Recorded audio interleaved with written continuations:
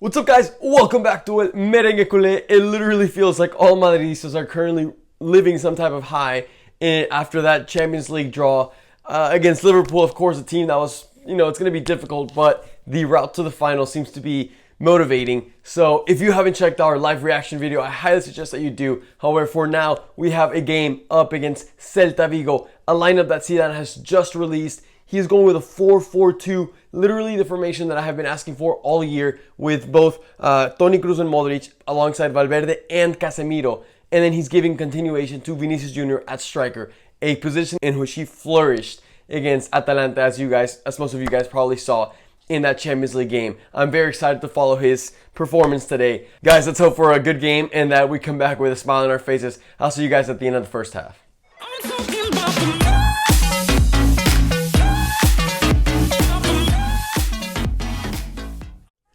Okay, guys, and we are back from that first half. Honestly, a really good half from Real Madrid. I'm really pleased with their performance. Their start to the game was phenomenal, just filled with high pressure, fast movement off the ball. We don't seem to be having a lot of trouble creating opportunities. Once again, I'm liking Vinicius Jr.'s game. He seems to be really confident after that last game against Atalanta, taking people on, trying to shoot it. He's already had two chances where, we could have had a little bit better of luck. One of them, I believe it was Fede Valverde, plays a long ball, and a ball that it looks like the keeper's already about to get.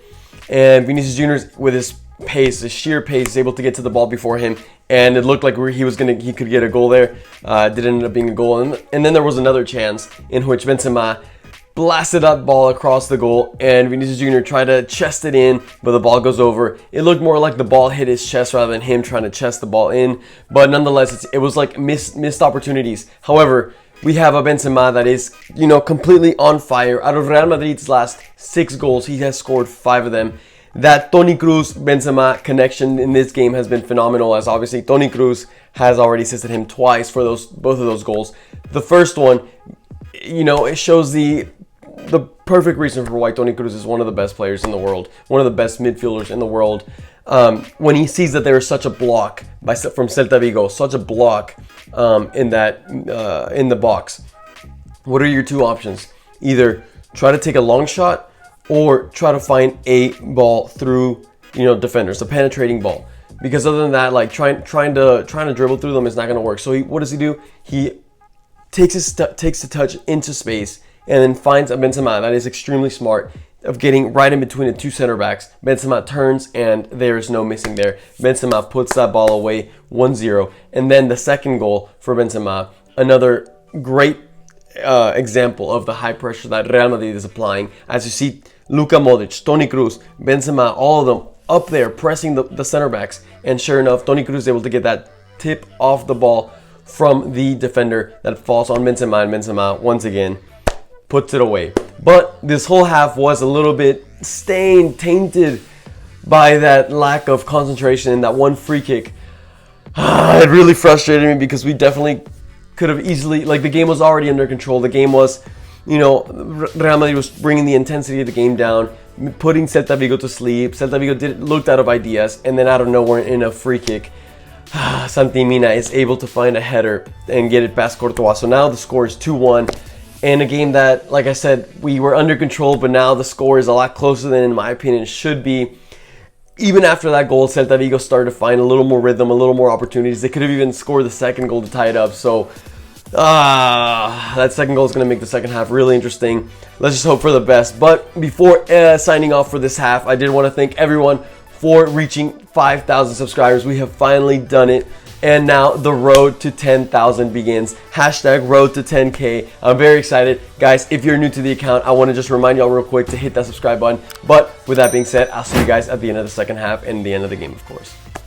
Okay, guys, and that concludes the Celta de Vigo versus Real Madrid game.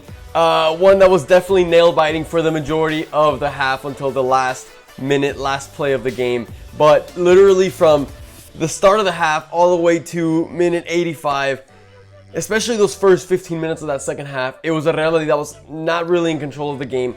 Celta realized that they had not much to lose. They were losing 2-1. With a single goal, they would take points away from Real Madrid and would get a point out of the game. And so they focused everything on just getting that goal, and it became really frustrating as a supporter to watch, because it was a Madrid that, like I said, didn't have much control of the game, but at the same time, we're still solid in defense, okay? So I want to distinguish that difference between not having control of the game, but also being like solid in defense. As time went by and Celta Vigo started making some substitutions, then Real Madrid started to get more of a hand on the game and started controlling it a little bit more. But like I said, guys, it was a pretty scary one. There was one chance that Luka Modric passed the ball, but as he was passing it, he was falling and ends up like hitting the guy. So we call it a foul. And then Iago Aspas, I literally got flashbacks from last season against Iago Aspas against Barcelona, where he scored a free kick in the last couple of minutes to tie it up, and it was literally just about the same. He shot it, Casemiro barely got a flick on it, and then the ball hit the post. That was probably the most cardiac moment for me this whole second half. But to my surprise, they ended up getting 3 minutes of added time. So it was already minute 93, and I was starting to yell at the screen, yell at the ref, like, please call this game. And we actually ended up getting a counterattack in that 93rd minute, led by Karim Benzema, who placed a beautiful ball to Marco Asensio, who just tapped it in.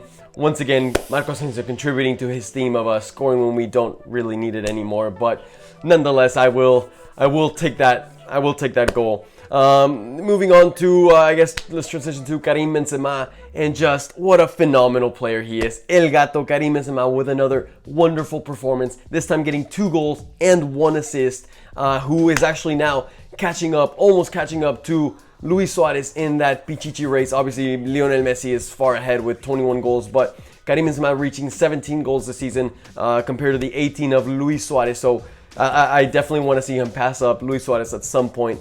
That would be a personal goal that I would give Karim Benzema. And now let's talk a little more about overall this game. I really like the formation change to the 4-4-2. I like seeing Vinicius Jr. up top. I think had we just not conceded that goal at the end of the first half, then this game would have been a lot nicer to us. I think the team has a lot more dynamic when they play in this formation, and rather than when they have the 2 wings that kind of get lost every now and then.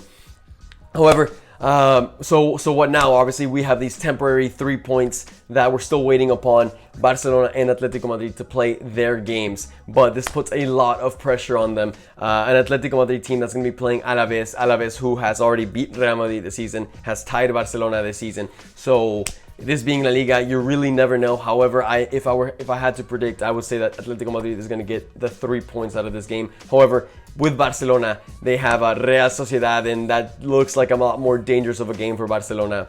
Real Sociedad, who obviously tied us recently. So I could definitely see Barcelona dropping some points, which would be pretty exciting for us. However, we'll have to wait and see what happens with that tomorrow.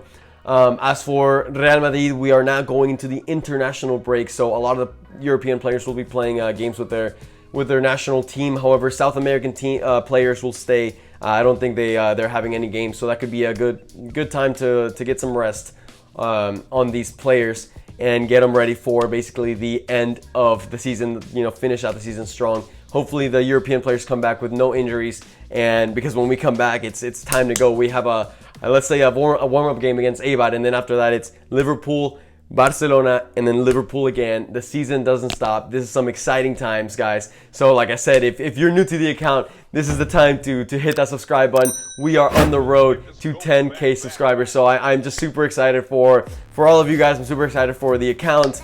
If you made it all the way to the end of the video, I highly suggest that you hit the like button down below. Help this video reach a bigger audience, I guess I want to say. So, really happy day for Madridistas. I hope you all have a great day too. And for now, a la Madrid.